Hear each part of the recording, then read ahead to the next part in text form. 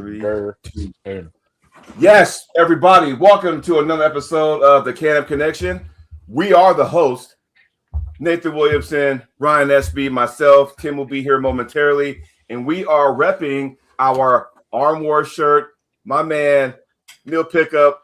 Hope we made you happy, my man. Hope we made you happy. And hey, Nathan, can I ask a question? Uh-huh. What's in the background there, buddy? That right there. That is something Mr. Espy sent me from his time competing at WAF Worlds. This is from the 2008 one that took place in Kelowna, Canada. This, believe it or not, this to me this is super historical, and I'll explain why. 2008 is the year that Andre Pushkar went on his run of winning both the left and the right hand 110 plus for what was it, 5 years, 6 years? I pulled him So that year. how was that? Oh boy. He felt pretty devastating, I'll tell you that. I mean, Pushkar was just at the start of his run, so I'll preface it by that. But it was the start of a dominant run. And before that, he was actually in the 242s. But this is a super heavyweight division. I can't remember what year it was that, like, there was one year I pulled him. I don't know, it was Mesquite was another year that I pulled with him. But I believe this is the one where Marcio was there as well. That ain't the one where they did the drug test, right? They started drug testing in 2005. Oh, okay. But they did test. Wait a minute. I remember in Mesquite, they whisked Pushkar away on they didn't want to test him because they tested him so many times. They knew he was not going to fail. It was kind of a waste. Meanwhile, this one from my dear I friend thought it was Billy Berg showing up. This But right here. Someone else has the iceberg name. Yeah, look at that. This is from the 2002 WAF World Championships in Illinois. That's right. There we go, fellas. Illinois. Right. Now, I will say this, and SB, you'll agree, wasn't the best looking medal. It's all right, though. It was. It looked like. No Look offense. what you got, Tim? What year is that? 2010. That's Mesquite, Nevada. Mesquite, Nevada, 2010. That wasn't that Dave Chafee's win? Chafee won the worlds in the 110 division. Yes. So we're all kind of, so everybody, today was the the Can-Am Connection today. So what's up, everybody? Welcome again. So You were talking about Neil, right? Oh my God. He sent me something about 15 minutes ago before we went live that literally had me in tears laughing so hard. really, are you allowed to talk about it? I mean, I don't think it's his stream story. appropriate. We do have some ladies in the chat, so with all due respect to Mara and Katie. Dude, I was dying though. Well, I mean, I literally couldn't stop laughing. Well, I'll tell you what, we'll have to chat on that after dark already. But so latest and greatest over the weekend, we all saw Mr. Ryan Bowen and Chedna compete at the AWE event down in Australia. What's everyone's thoughts about that before we start going into our meat and potatoes of the show today? Let's can we start with Chetna because she looked like she had a pretty hard time. Let's do that. That woman didn't. That woman didn't look good. I don't know. Have we grossly overestimated her level in the sport right now? Well, you know what? That conversation right there is going to be great because it'll pivot into our actual main discussion. But yeah, so well, it's kind of like this, right? This is how I see it. You know, she was number one at Pro Panja, but you have to preface it by saying the girl that she beat to be number one at Pro Panja on her trip to Worlds finished dead last and didn't win a match. So Well, I mean, from that standpoint, it's like this. When people get put on a pedestal and you kind of go, okay, well, let's see how good they really are. Men and women, doesn't matter. You got to find out, okay, well, when it comes to be real competition, we'll see how they fan out. But you don't know. And I've always said this, you guys know how I feel about that, when you don't know how good you are until you venture outside your comfort zone. So when Chetna left Pro Panja and then she did the Georgia versus the world, she did the GVW, that didn't look good. Right. She got wrecked. And that girl's a legit WAF, has legit podiumed at WAF and Europeans. So what would happen if we were to see her, I guess, and Bone at this point, on a WAF stage? How would they do you think, in your opinions? Well, I don't think you'd see Bone on a WAF stage, for starters. Yeah. But I have a feeling Chetna would get ran over bad. And I'm just being honest. I mean, she says 60 kilos. So you have to think about the people that pull 60 kilos. And there's a lot of killers at 60. Yeah. And if you go to 65, it doesn't get easier. And if you go to 70, it doesn't get easier. 80, 90, or 90 plus. I mean, I don't know agree? She seems like a fine human being, but I think she has been elevated prematurely. 100% agree. Yeah, but that's by one person, though, right? Not so much like the. Well, I think the stardom of Pro Panja kind of does it too, right? Because it is the biggest arm wrestling association in the world. Mm-hmm. But that being said, people don't tend to. I mean, once you're kind of in Pro Panja, people don't really venture outside of it. You will have the odd few that compete at Worlds, and typically they don't perform well at Worlds. So it's kind of like this. It's kind of like we talk about. You never know, like when you're only a person that competes against people in your state or your local vicinity or your local area, you think you're really good because you're beating those people consistently. But as soon as you venture outside your comfort zone and you start taking those losses, you find out that the levels are drastically different. Yeah. What do you think, Tim? No comment. No comment. Okay. You better quit being politically correct today. Tim's probably got her booked in a match. Nope. Well, okay, so let's talk about, and I was confused for a second when I was watching, I guess it was the King of the Table, whatever, with Ryan Bowen. And I'm watching, and I don't want to sit there and just start, dissecting the refs, but it was almost like, close your hands, ready, go. Close your hands, ready, go. Nobody was even like set up to do anything, and it was just like going, "What exactly is this?" You know what I mean? It looked like a max setup. What was there referees there? There was a ref there. I mean, he was just like, "All right, guys, close your hands, ready, go." I mean, people were still trying to get their grip before the ref said go, so nobody was ready. Ryan was kind of setting up like that. I'm like going, "Okay, well, let's straighten that out." But yet nobody really protested, and it happened over and over again. Yeah, I don't know exactly. Like you gotta be kidding me. Like really? Like, so but like I said, when people used to complain about that kind of thing, and come up to like somebody after the match and complain about the reffing, or complain about the opponent or what they were doing, they didn't open their mouth the whole time they were on stage. You have to be able to assert yourself a little bit, and at least maybe the ref is missing something, or at least point out that something is happening that should not be. Yeah. I mean, I agree. But like Drew said, he goes, if you're okay with the setup, then okay. I'm like, yeah, but then it gets too sloppy. And because if they're going to run that setup and you win and you ain't saying nothing, but if you lose, then you want to complain. It's like, okay, not saying anybody was, but I have a hard time taking that seriously. What's funny is like the one that kept winning wasn't complaining until he got with somebody on the table that was going to give him absolute fits. And then that's when, the complaining started. Do we think, does anyone suggested that maybe it was a bit of a work?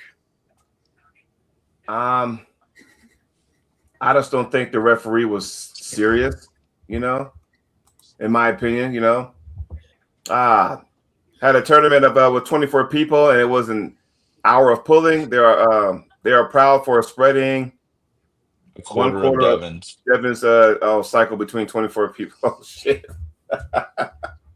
Man. But again, how is I'm not crapping on the league, but when you're like arm wrestling purists, you kind of sit back, and all of us have refereed tournaments, and some of us, have refereed bigger tournaments, and you kind of look back, you kind of sit there and just go, what are we doing here?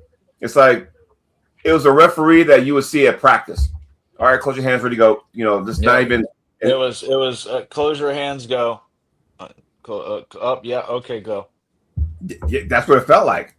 And I was just trying to find out what the rules were, but I don't know. Come on, Tim, say something, man.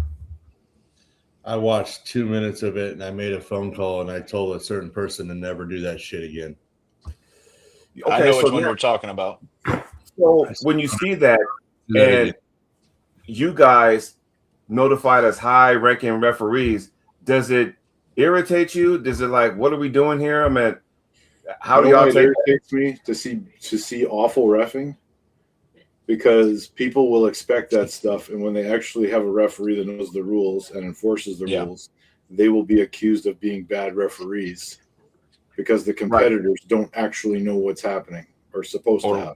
Yeah, or why are you being so strict? Why? But I thought elbow bobbles were okay. I thought this was okay. Well, under a standardized rule set, none of that's allowed. So there should be one really mad person about that. Just one? And that would be Phil Rasmussen. If I was him, I would be pissed. I'll just say that. Do you care to elaborate, or you just want to leave it at that? What he's trying to do with Australia and what just happened, I would be pissed. Yeah. I mean, like go ahead. He's like Phil's the head of like Oceania. Yeah, Oceania. So like he's trying to develop Oceania into like a legit contender for medals and stuff at Worlds. So when you have stuff like that taking place within your country with athletes that have a lot of potential, it should put a sour taste in Phil's mouth. Because when you look at that and it's so unprofessionally done, and let's call it like it wasn't great. It's now deviated from the course that you're trying to take, Oceania arm wrestling. Here's my thing. If you're trying to take this seriously, right? And we can talk about this comment in a second. If we're taking it seriously, and I have to agree with Tim, why would you allow that to happen? Because then it's like, okay, no one's going to take you seriously, right? There was always this. Go ahead. I'm going to comment on this. There's one. Go ahead. Someone who started this, and he did it the fucking right way. You know what I'm saying? He did it the way that it was supposed to be doing. It was Gary Roberts. He started this shit. He did it the right way. There was reps. There was rules. There was arm wrestling. That wasn't arm wrestling. That's the Gary. That was the introduction of the True Javelin by Herman Stevens on Wayne Withers. During the. Didn't Bowen do it first though? No, Jesus Christ, no. Herman's did it way before everybody. I'm sorry. I meant Uncle John. Sorry. No, geez, Herman did that like 5 years prior. The last one to do it. Yeah, he did it on like arm wrestling. Yeah, but the thing is though, is like at what point are we? There's a fine line between taking something seriously and then doing this as a sports entertainment because you want eyes on it. It's like we've been there, done that, and it's only temporary to where it's like, okay, it's stupid now. You know what I mean? I mean, if we all know the wars I had with Armed Gods with their thumbtack match, and I had my opinions about it, and they were like, roasting me day and night, and I stood my ground going, fuck you, that's not arm wrestling. That is not the next thing for arm wrestling. And what happened? When everybody realized, that kind of stupid, they fucking stopped because I told them. And then there were talks of a shock match. I'm like, that's stupid too, because if you pin somebody on a shock match, the guy that's pinning somebody's gonna get shocked too. It's fucking stupid. That's not arm wrestling. You know what they did? You know what they did? Who? They just went one step below their own breakdancer in the Olympics. That's what they just did. Oh. There you go. Well, here's my take on it, right? Like, you see these different rule sets, let's use AWE or anything like that, or MAC. Most people aren't pulling that every weekend. Right. They're pulling a standard rule set. So for me, like, if you have a super match at MAC, right? So like, let's say, Tim knows he has a super match at MAC in 6 weeks. Tim's going to start working that setup, the close your thumb, close your hands, go. But he's not going to be participating underneath that rule set every weekend or every month when he competes. So my thing is, why does everybody, want to do these setups and stuff like that when any world level event you go to doesn't use it? So for me, it's counterintuitive. I like these talks because you remember, was it 2016, 2017, something like that? I can't remember. It was one of those years where Wall was on.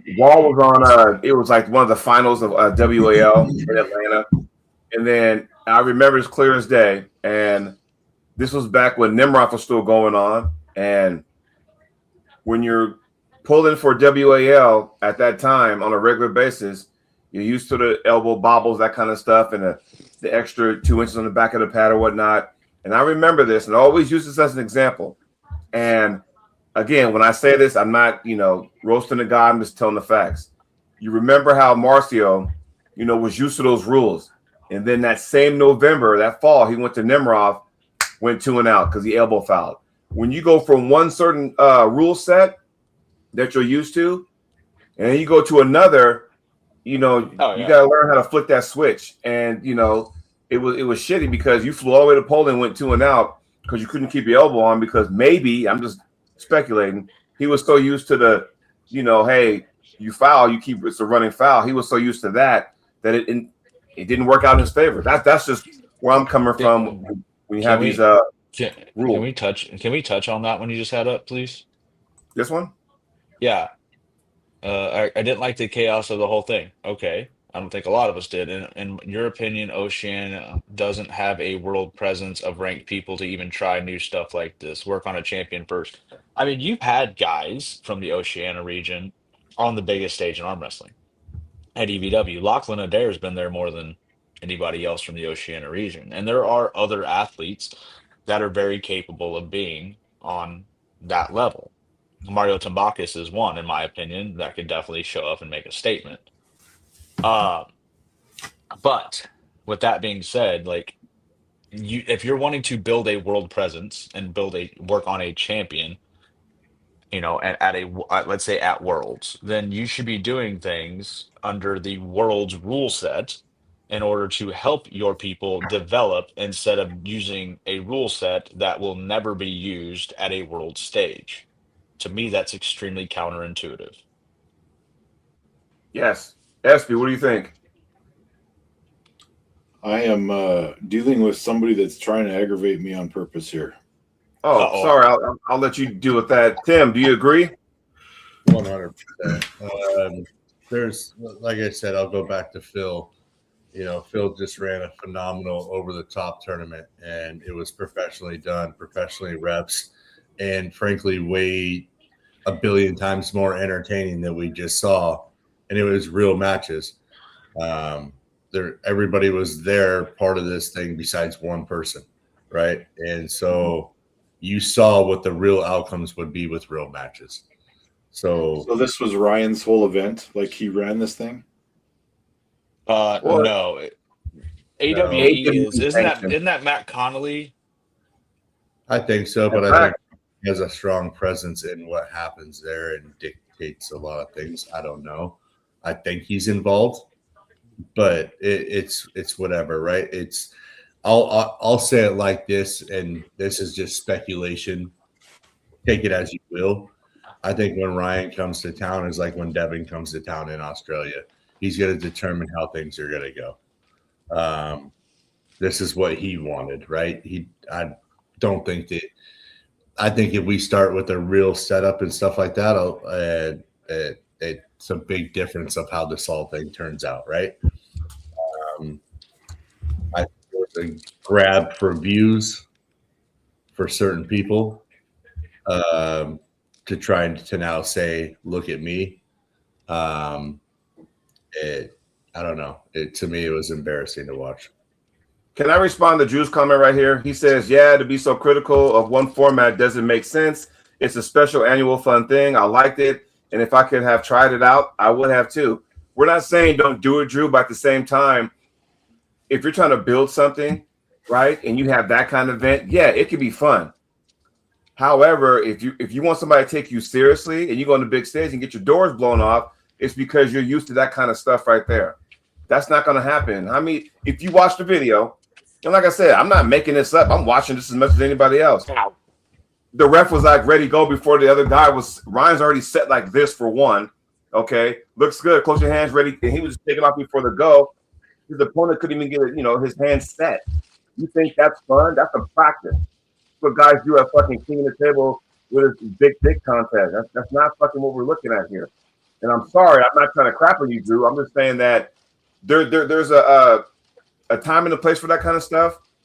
If that's what y'all want to do at to make it fun, to get eyes on it, cool, no big deal.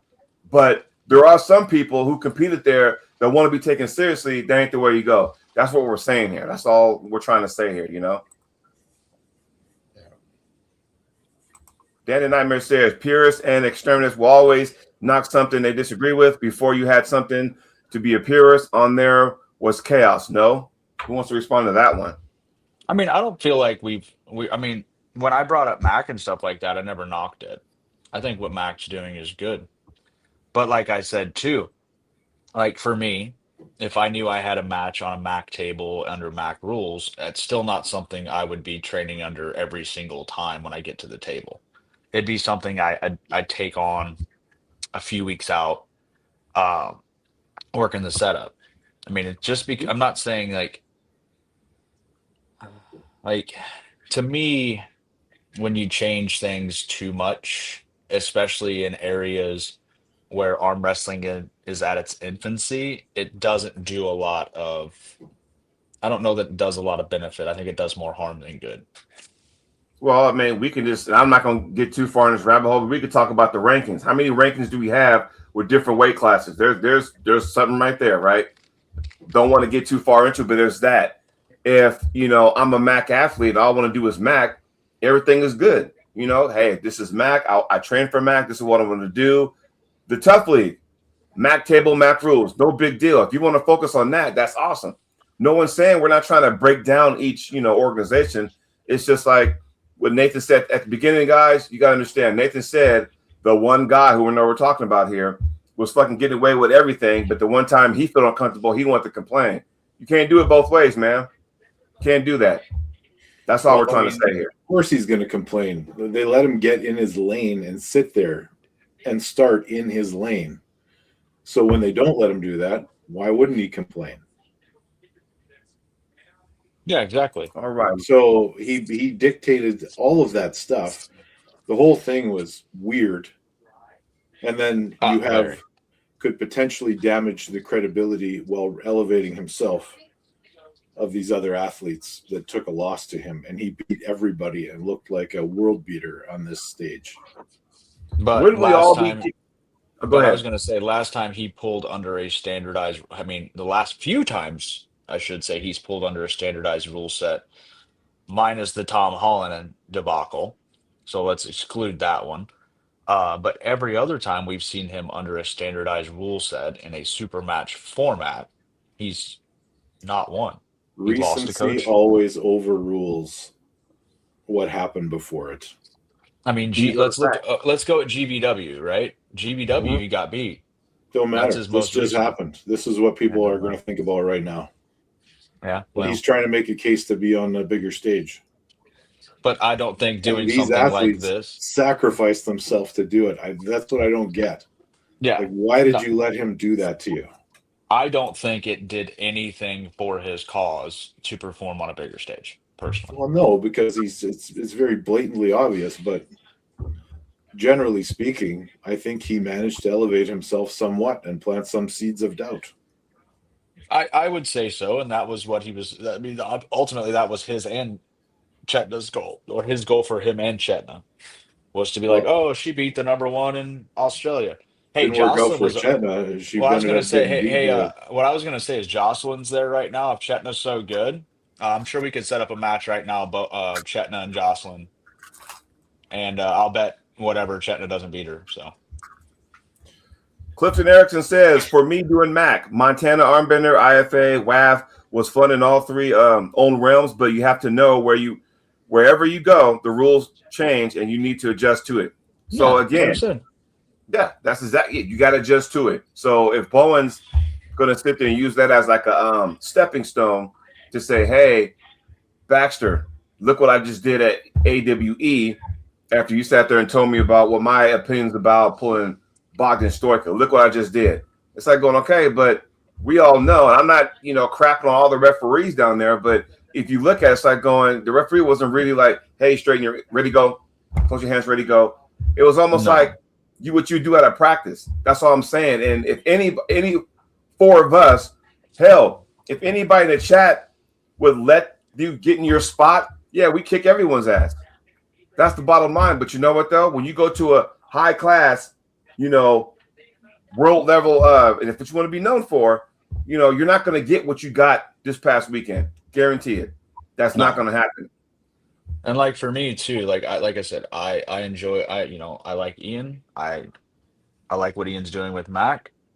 But for me, the events I pull are under WAF rules. So at practice, that's what I'm still setting up doing. Like I'm not, setting up to take everything. I'm setting up to be I try to take everything under the what the rules allow, I should say. But I do disagree that when we were talking last week, you guys mentioned that the MAC outcomes should not impact rankings. I disagree with that. Go ahead. Why? Because fundamentally, it's still the same sport. But can I ask you a question, Ryan? How Yes. though? no, In a bigger, but with Mac, you can actually, and Clifton, you pull that Mac. You can talk about this. Tamara, she's been at Mac. Dan Swartz, y'all been at Mac. When you start doing this and they allow that, I'm sorry, that's different. plus the table, the pad being bigger, the recess pads, the close your thumb, close your hands. Like it's different to me. I mean, I'm not saying The it's height of the table. The height of the table is different. Yeah. So this goes back to when Heidi Cordner pulled Jocelyn, right? Josh, yeah. At a Mac event, but a Mac table. However, the rules were different because it was for a ranking. Then once you put on a regular table, then that's all I'm saying. Because I'm not saying I'm right. Because they did CAWF rules on the Mac table. Which is a hybrid. And Heidi. So if you're going to say they shouldn't have counted on the MAC rules, well, they shouldn't have counted automatically because the table was different. Yeah, but Joss already took the number one spot in North America. So, I mean, at that point, it was just she committed to the match and took it and stayed true to her commitment to pull Heidi. But I think what Jody's getting at is on a standard 7x7 under standardized rules, CAWF, WAF, IFA, whatever you want to call it, it's way, in my opinion, it's way different. So like because you don't have 9x11 or 9x whatever it is. I don't think you can draw the line. MAC is the extreme difference. So if you're going to say they don't count, well, where is the line? Because you have organizations with different rule sets, organizations where you can have a foul in a losing position and lose a match. There's organizations that the elbow fouls are called differently. And you have all this huge spectrum of differences that you could go by. I don't think I'm still a you firm could also believer. say that tournament arm wrestling and supermatch arm wrestling is not the same thing either. Yes. And that's why I said the other day in Jody's podcast with Courtney, I don't feel like tournament wins should count for rankings either, because I mean, it's not just you versus that person. Well, that would be a huge blow to tournament arm wrestling if we're going to say that. The point I was making last week is that if all of us were at, let's just say we're at WAF, IFA, whatever, and we're starting like this, shoulder square, right? Everything's even Steven. But with the Mac, you're able to kind of slightly get your shoulder in like that to start with. If I'm a top roller, I'm screwed because I'm already at deficit. You got a shoulder press or a hooker already with his shoulder engaged, and they allow that. I'm a top roller. That doesn't do me any favors. You know what I mean? I mean, if I'm a strictly top roller. Now, we've seen Alan Ford, you know, top roller. He's a top roller machine and stuff. I mean, I guess you have to adjust to it, but it's my whole argument is that, I'm not saying the league is wrong. I'm just saying that, you know, if Mac had their own rankings, awesome. All good. You know, it's good. But I know there's athletes that compete at Mac and other events that can sit there and flick the switch between a 7x7 standard table and a Mac table. That's all I'm saying. But when you got Lucky's comment there. Which one? Tournament wins should make you eligible to call out the person and not take their rank automatically. So we're going to try to take the chaos that is arm wrestling in North America and sort it out into some sort of organized system. Well, I think that's going to be a pretty large task. To me, the ranking system in North America is skewed because there is no true accurate rankings, in my opinion. They're not. They're done, you know, let's in the hook rankings done by Chant Shaw. Well, like a win can happen and it takes 8 months to update the list. So the lists, in my opinion, are never accurate. Yeah. Well, I stopped looking at them 3 years ago. You can go up there right now, and like I said, here's the thing about the in the hook rankings. And again, I'm not trying to poo-poo on the guys running it, but I'm not saying anything that everybody else can't see for themselves. Matter of fact, I want all y'all in the chat, or most of y'all, go look at in the hook rankings, and you tell me, just start from the supers, who's at the top, and tell me, do any of those guys pull in tournaments now? They don't. Well, it's so not where they sit. Our rankings are not about. They have to pull at least one super match or tournament a year. But they don't though. How many tournaments does Dave Chafee pull? Come on, man. Well, super match or tournament. Okay, but see, those super matches are all international. So if I'm a 6th or 7th place guy, and my goal was to be the top guy, I'm never going to get that. Want to know why? Because the guys above me pull only international events, and then it's like, okay, I got to come up with how much money, and you got to have, you know, a promotion to put that. It's too many hoops to go through as if that person wants to be up there. Hell, we get that in the ladies divisions. There's so much chaos with that, you know, because somebody just log holding one of the spots and they want the whole world on a platter and you can't challenge for that spot. It's bullshit. If you don't challenge for the spot, then why be up there? That's all I'm saying. I'm not saying I'm right, but it's like going, okay. No. People think that those rankings are the automatic way to get a match. They're not. I think that being memorable is the way to get a match. Yeah. So, well, can we can we pivot to our actual main conversation? It's all about levels in the sport. The four of us know, everybody in the chat knows, there's levels to the sport, you know, and people need to realize that it goes back again. We can talk about Chetna, Propanja, and then she comes out of here and is out of her comfort zone. There's levels to this sport, you know. Ryan, you've been on the biggest of all stages. You've been on, you know, Arm Wars, Knuckles Up, WAF. Tim, you've been on Arm Wars, WAF. Nathan, you've been there. I've been on, you know, Arm Wars and all that kind of stuff. So we've been on bigger stages and stuff. So we know that it ain't pulling the same person down the street from your, you know, your neighborhood or the guy around your corner. We all know about this. So, you know, who wants to sit there and start with that first? I don't understand the question. Think about, I'm sorry. What do you think about levels in the sport? There is levels. What do you think about that? I feel like some of the youngsters, not age-wise, the new people. I got it. I'll lead it off. Go ahead. I feel like most North Americans, don't understand that there is a level that far exceeds North America in most cases. And I don't think that most North Americans understand what level North America is at. That's fair. I will give you that. But like for me, like, you know, we've all been fortunate enough to travel and pull with some of the best arm wrestlers that have ever existed on earth, right? Tim, I know you have. Ryan, I know you have. Jody, I know you have. And I guess I'll preface this as like, if you just want to be that person that never leaves your area and runs your area, kudos to you. But I will say, if that is your main accomplishment, then you shouldn't be talking about how you're the baddest person in your area when you've never traveled outside your area or outside your country, for example. And I think a lot of people in North America don't understand that once you got, you fucker, once you travel outside of, the United States or North America, you run into a whole new plethora of arm wrestler that has literally been doing it since they were knee high to a duck. They literally come out at 3-4 years old. That's what they're doing. So the European level, 99% of the time exceeds what the North American level is. But there are those 1% guys that come forward. Ryan's done it.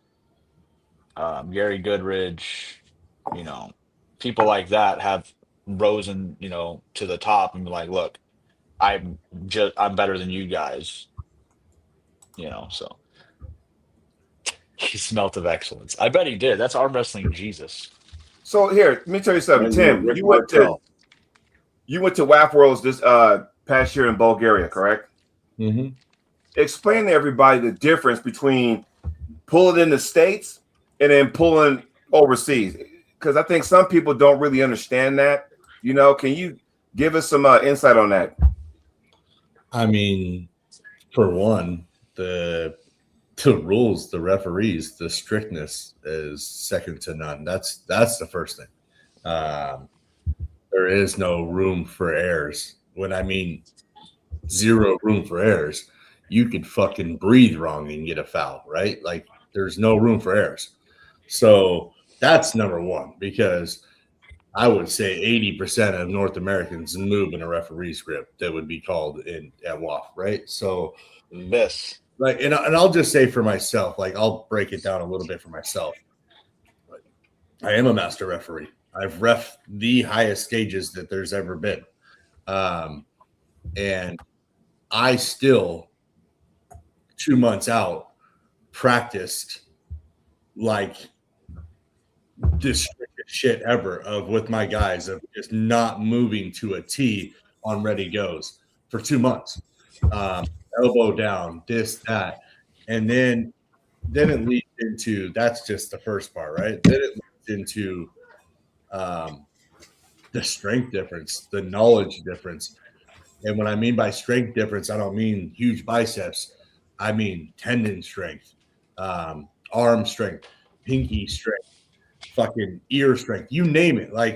There's so much different things. We've said it for years that people don't understand what it takes to pull these other people compared to pulling a guy from the South that it's brute strong, whatever, right? It's so different. And, some people will never know, which is fine. Maybe they don't ever want to know. But for North America to, we'll just say Europeans for the sake of the topic, it's not close. It's really not. And the people that are in North America that are close or better is because at one point in time, they took that chance and went over there, took that knowledge, came back and worked on that knowledge to work their way up to be that guy.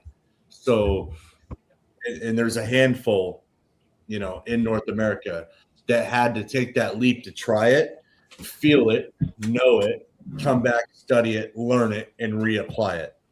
It's the only way to do it. Only way to do it. Ryan, I was going to have a take, but then I see that comment. I want to respond to that. Then I'm going to let. Yeah. Actually, I have a question for Ryan really quick. Ryan, real quick. How many years did you go to WAF Worlds before you finally won your first title? 2. But still, it took 2 years for you to win your first title. But that's exactly what Tim's getting at. You went over the first time and the second time. You weren't okay. You didn't podium, but it's not like you weren't unsuccessful. You took back data and downloaded it and addressed what needed to be addressed to come back and win a world title. Well, funny story. I was actually in the A-side final of the WAF Worlds in 2001, the first time I went, with the right arm. And I somehow placed 4th. Figure that one out.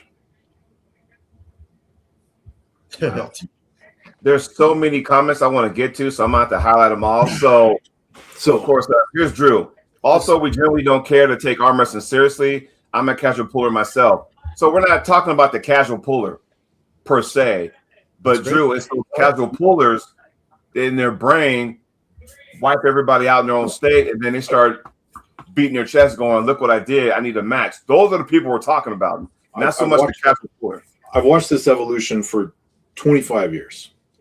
When I started arm wrestling, if you lifted weights, you were an outlier. If you just lifted weights, that made you special. Guys were coming off because they had a manual labor job or they grew up on a farm and they had really strong hands and wrists. They could go on and win a national title in some cases. Yeah, that's just the way it was. As you progress through the years, you have to add things in and become an athlete. And that has changed over the last 20 years. Are you putting your hand up for a comment, Tim, or are you just saying that's you? That's me. I just keep going. You're talking about me, right? Yeah. So that's the kind of thing that would happen. You'd have all these guys, and then all of a sudden somebody comes along and they upset the apple cart, and the guy that's winning, over and over again, the Paul Cicchinis of the world, or you get the even going as far as you got the Johnny Walkers who did train, but he did weird things. Like he did, there was no science. Richard Lupke's. And eventually you get these guys that figure it out. Mm-hmm. And all of a sudden they're challenging John Brzenk. It's the evolution of the sport, but we now have this divide where we've got the guys coming off the couch because they're strong. We even saw that on that Game of Arms show. There was a whole crew of guys that didn't do shit for training, but they would show up and they would pull in these super match events and get killed, but they were a character. We have such a spread between what should be considered novice and what should be considered professional. And there's not like 3 levels, there's like 73 levels. So you get the guys that are really good at WAF, that stick to WAF and stick to a tested event, that will get killed by the top professionals.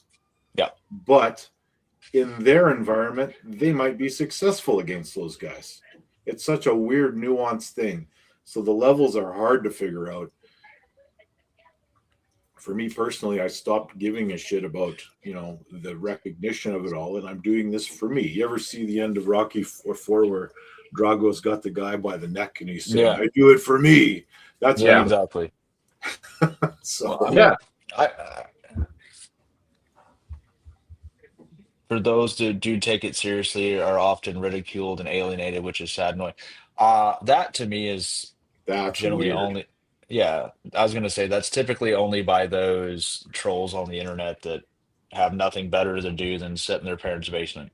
That's a societal problem because anyone that does anything, whether it's get in shape, lose weight, gain weight, all of that shit, you do something different and the people that were your friends before might not approve of it and they start saying some stuff. But that's not just arm wrestling. That's across every spectrum.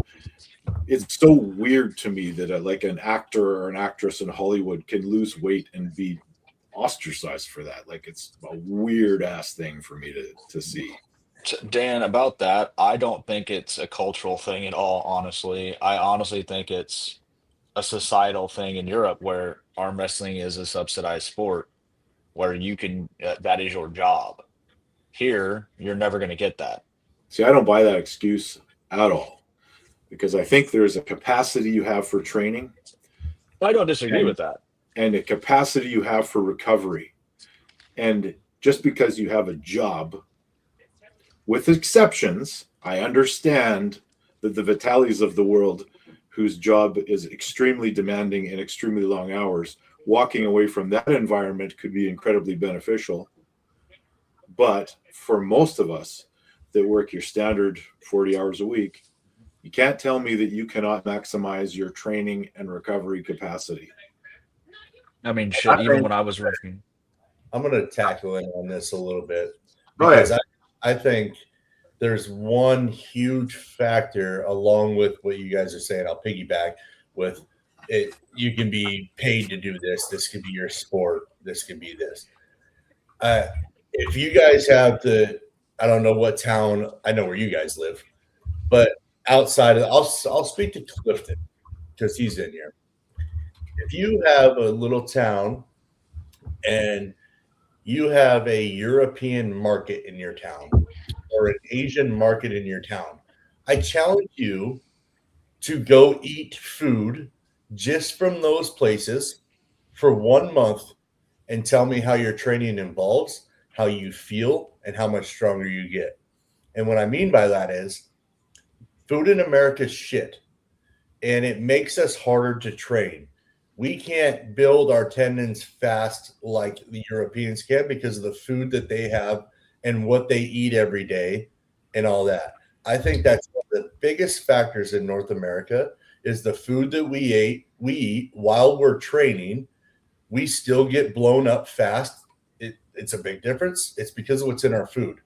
So again, for 1 month before I went to Worlds, I ate at this European market. I bought my food there, my bread, my meat, my everything.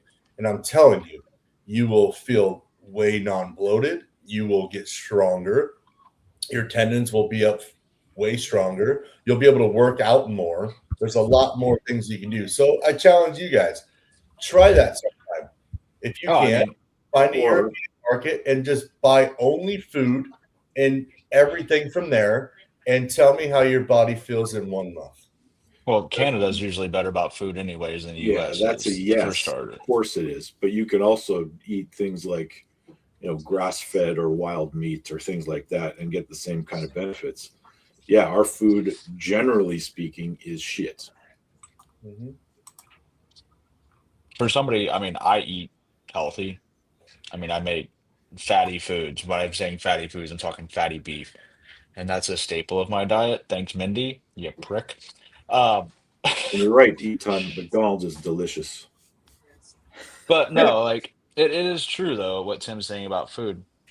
Quality input of calories you're gonna exude quality product, right? The better you eat, the better the quality of the food is, the more quality uh, muscle and lean tissue mass you're going to put on your body. It's just if you're eating McDonald's every day, then you're just not. This goes back to my previous point, though, where if you just lifted weights 20 years ago, you're an outlier. Now we're getting to this level where you have to get it all dialed in. If you're serious about something and you're still going out and drinking every day, guess what? Somebody's going to beat you. Somebody's going to have an advantage over you just based on not doing that. Can we touch on the carnivore thing there that Drew posted? You do realize carnivore is not the best thing for you, though, especially with training, because your body needs carbohydrates before you train. Ask any medical professional. Carbohydrates are an essential part of the diet for processing meat within the stomach and protein, and it's also something that your body is essential to your body for training. Right. So I'm not saying I eat a shitload of carbs, but before I'm training, I'm eating 60 to 70 grams of carbs, and my body feels amazing.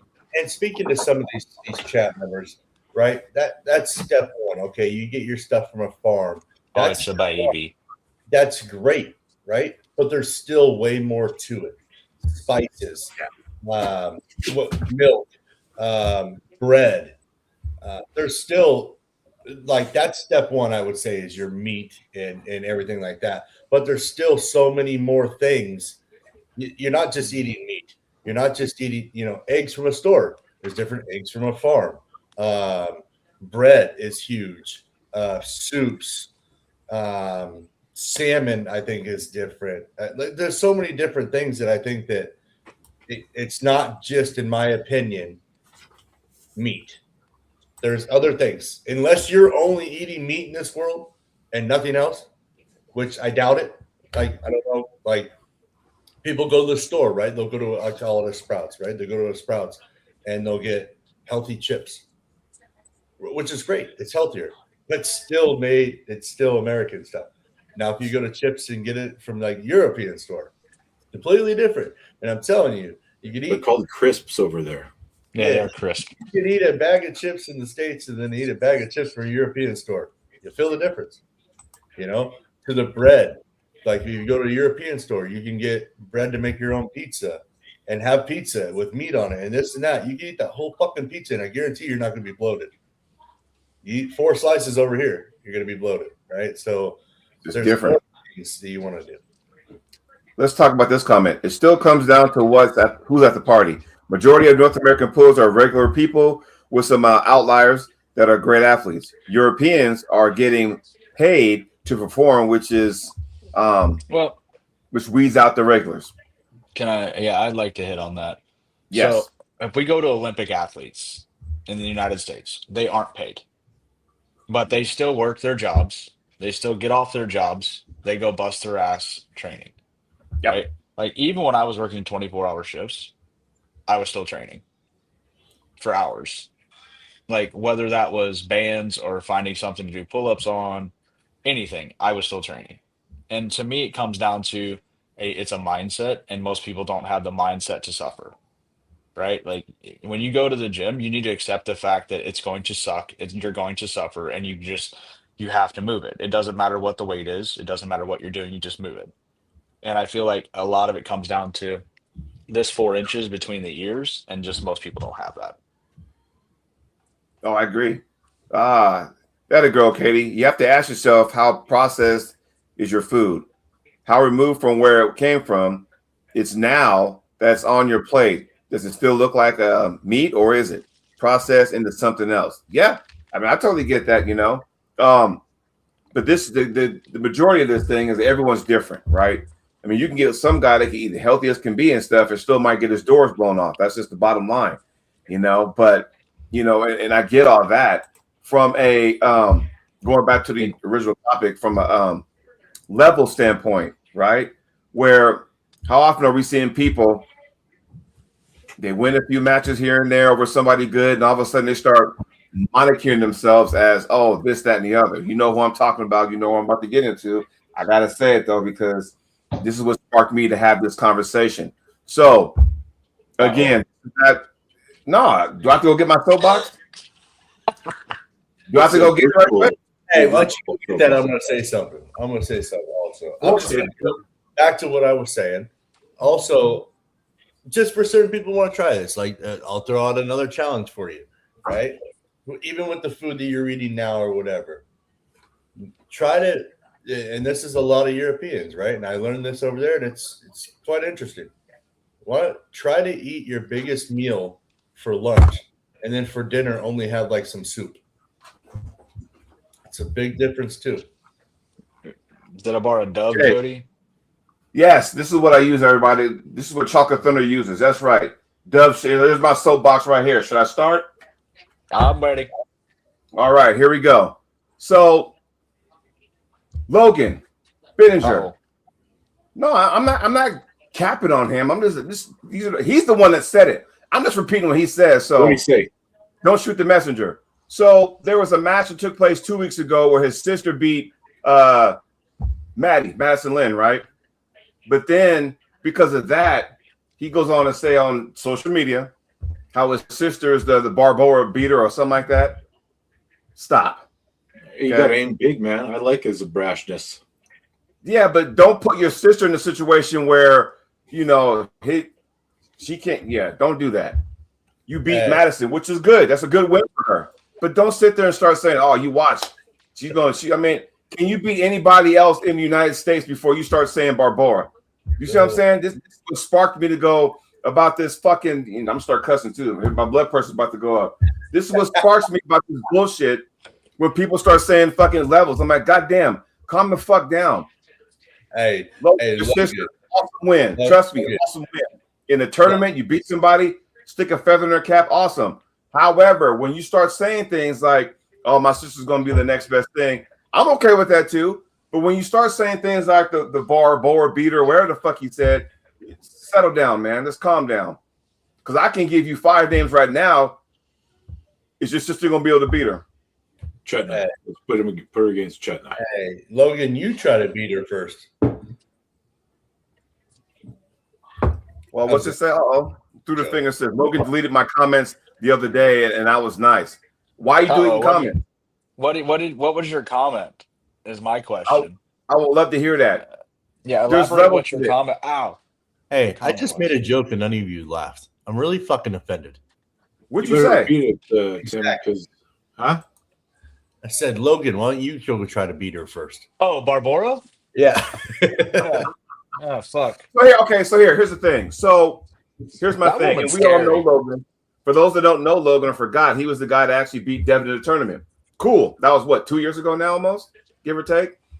Awesome. I like the approach. He's working his way up. I thought it was Devin the last year. It might have been. Yeah. Got the win. Cool. It's a tournament. You know, I don't care how many times you put your arm on there. It is what it is. Then he goes to the Monster Factory. He beats Michael Todd's pupil. Cool. And now he's going to the. To be fair, that was a hard match. Like, he could have easily lost that match 3-0. Mm-hmm. Like, he was down 2-0 fast, and that was an awesome match. Thank you, Lucky. But here's the thing. With that being said, he's going to Vienna. And I'm like, okay, here's the level of it, though.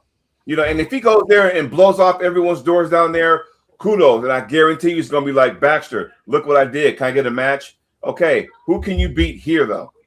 Aside from the one person you pulled that was relevant, not relevant, but let's just say the one person that was on a big stage. Who else can you pull? Well, let's not shit on a guy for, you know, he knows what he has to do to jump the queue, and he's doing it. So he'll have success or he won't. But if he wins, he should get a match somewhere. I'm not shitting on him. My whole thing was just like, don't speak for other people. Don't put your sister as the Barbora beater. I'm like, stop. Maybe she is. Okay, then pull people. What Logan's doing and work his way up, that's good. Have your sister do that too before you start, because you beat one person, now all of a sudden now you're the Barbora beater. How? You know because what? I'm telling you right now, Egla couldn't do it. Gabby couldn't do it. Josh couldn't do it. Can your sister beat the three people this message? Josh hasn't tried yet. But still, my whole point is that if you're going to say my sister's the Barbora beater, and I just gave you some names that couldn't beat Barbora, can your sister beat them? Is what I'm saying. This is my advice to all arm wrestlers. Quit arm wrestling and go play golf. Look at my new painting. My buddy painted that, by the way. It's Tiger Woods. Beautiful. Quit arm wrestling and go play golf. That's all I'm saying. You want to hear something? Ashley Huerta, that's what I was going to say, is the next Barbora beater. No. But no, she's not. Tim, I'm trying to be good at golf. I'm not trying to shit on Ashley, but it comes down to, again, who has Ashley pulled? Because when she went to Istanbul, she got dusted by a 70-kilo Malin. Done, dusted, head, as Neil would say, headshot, dead. Just wait. That goes back to the level, right? Can we can you CBLA to the panel, were you guys the top athletes in school? Hell no. No. What sport? What sport? Guaranteed. I mean, were you a top athlete? I mean, yeah, and then he's. I was going to get drafted for baseball, but what's that have to do with anything? I mean, I wasn't the biggest, I wasn't the strongest or the fastest, but I had a better work ethic than everybody else. I mean, I was probably the best arm wrestler. I mean, I went 21-0 at 16 years old at Washington State and beat the likes of Dakin Abbott and Anthony D'Antonio and Alan Bone. Bob Anderson. Huerta versus Josh. There you go. But Nathan is a professional hater. Wow. Wow. But again, guys, we're not just, I mean, when we do these soapboxes, we're not crapping on the person. I'm just saying you don't want to jump the gun. Just because Ashley beat Sarah Wilson, who hasn't won a credible super match, and I can't tell you how long, doesn't mean she's the next biggest thing.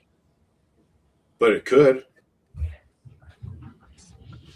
There's plenty of places for her to go try and find out.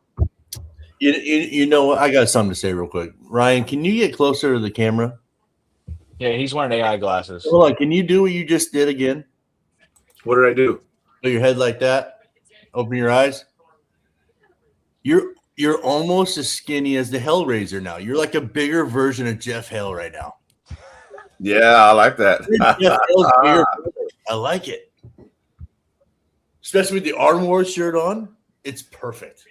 I could make so 242. you guys are thinking I'm hating on people, but you guys understand, like, I understand how people perform throughout different areas, and like I have a memory like a damn elephant. So if somebody loses a match 6 years ago or hasn't won a super match in 6 years, I'm gonna remember that.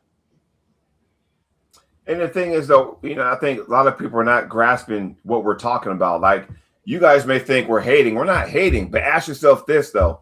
One win doesn't make you a Hall of Famer, right? No. I'm not saying I like when I can see new people get new, fresh faces on big. I'm not saying that. I'm not saying Logan's in the wrong for himself. He beat Devin. Will on the Monster Factory got to win. He's going to Vienna. I hope he does good. I'm not saying he shouldn't get that opportunity. That's not what I'm saying. I guess you guys are missing that point. This is where we get these trolls. Not saying you guys are trolls, but we get these trolls who will take something and twist the whole thing, the narrative around. What I'm saying is that Logan's sister got a good win on Maddie. Now, they can run it back fresh with fresh in a super match. Will it be the same thing? Maybe, maybe not. We don't know. All I'm saying is don't take that tournament and that one victory over Maddie and then all of a sudden start proclaiming, and this wasn't her sister. His sister didn't say that. Logan was. Don't start proclaiming that she's the next best thing and, she's the Barbora beater. Like, okay, beat some of the women in your own country first. Then your own region, then we start going from there. That's all I'm saying. I think a lot of people get to. It's as simple as this. Great win. Great job. Join the ladies round robin. Show what you can do. Yeah.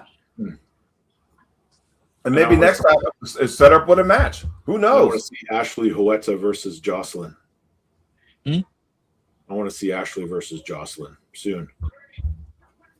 I can say that match isn't on the radar right now, and for me, anybody that wants matches needs to perform on a world level first. Here, I'm gonna ask you this because Logan was on the 90%. Do what, Tim? What was that, Tim? I said we can make that match on the radar. Get it on the radar. She's got a lot of. I can tell you this: she's got a lot of plans this year. We are traveling. Plans in June. Yes, because that's so. So cool. we will be here in June. Well, we are traveling to Europe for several weeks this summer, and getting her on the table with some really good teams in Europe to help her progress faster. So, honest question: could Logan's sister beat a Courtney Hike? I don't know. Honest question. That's a match I would enjoy to see. You see what I'm saying? Like, yeah. If you got to pause for a second then there you go. There's something to be made right there. To see what would happen. I've seen Lee Aaron beat women a lot bigger and stronger than she is. Can she beat Lee Aaron? Hell, can she even beat a Sarah Bachman? Do you see the point I'm trying to make? And I don't even think Sarah's even in the right frame of mind these days for pulling. I mean, I don't think she has anything lined up as far as I know. But do you see the point I'm trying to make is that before you start saying, hey, she's going to be this, get a few wins under your belt. Then if you want to circle back and say that, all good. That's all I'm saying. I mean, unless I'm losing my mind, I could be it too, I just say I think that people are going to get the matches any way they can, whether that's through performance or other means. But I'm guessing, I don't know, and maybe Tim, you can nowadays that more people get matches off of social media than performance. Yeah, I would agree with that. What's the old adage? Money talks and bullshit walks. The best way to get a super match, if you want a super match, is, as Travis Bajan would say, take out your motherfucking purse and put your money on the table. Yeah. So highlight that one, Jody. Second last comment, because that is a fact. Second last comment. MR Oliver.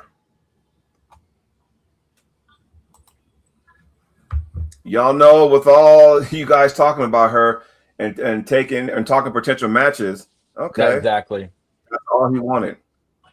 Yeah, no, exactly. Which is fine. However, can he back it up though? That's all we're saying. Here's my take on everything. Here's my take on everything. If you don't, and like, let's say you want a big match, and this is how I look at things, and it's my way of thinking, and I'm not going to say it's right. But if you're anybody and you're thinking, oh, I want to be a big time arm wrestler, if you've never competed against anybody outside the United States, be quiet. B, if you've never been to a world competition, be quiet. And C, until you have performed against somebody that is a higher level, from other countries and or on the world and performed well on the world talent, you don't deserve a match outside of your state country, so to speak. Because once again, there is a giant level that exceeds what is in North America. So until you can compete with those people at places like Arizona State, when Tim has the Swedish women come in and the Latvians and copious other people come in, that's your best opportunity to where you don't have to spend a hell of a lot of money to travel to Europe for an event. I'm going to piggyback on you there, Nate. And there's a perfect example of a very talented, and I say up and comer, but he's been in the sport for a long time, but he's just now peaking to traveling around chasing people and making a better name for himself. And the dude called me about a couple days ago and says, hey, how much are these plane tickets to go with you to Vienna? I want to test myself to where I'm tested. There's people that are doing it the right way. Now, Nathan's right, too. You can do that right here in Arizona State, June 6th. They're going to be here. But for other people that want to progress faster, he's right. Test your skills against these other people. And I'm very excited if this dude buys a plane ticket to see how he does in Vienna. I'm not about that. Because it's great. It's great. He's going to know for himself where he's at and what he needs to work out. And I love his mindset because he goes, you know what? The best thing about it is even if I go 0-2, I'm there for 4 days to take in the best knowledge that I can take and bring it back to the state and work my ass off and see what I can do.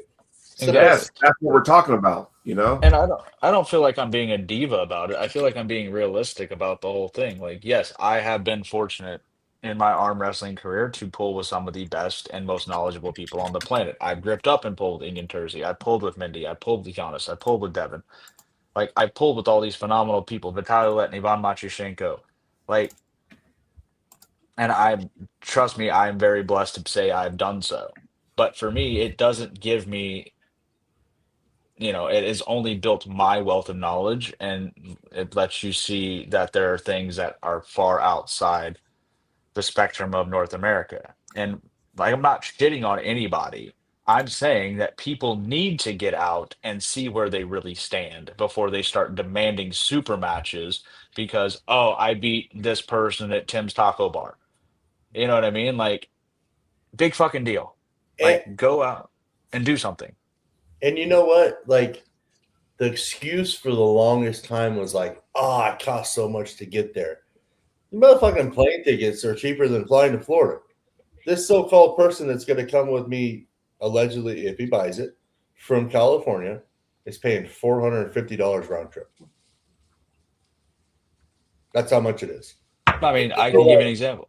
There is other places that cost money. I get it, right? But there is places that you can get to in this world for not a lot of money to really test yourself if you want to be to that level.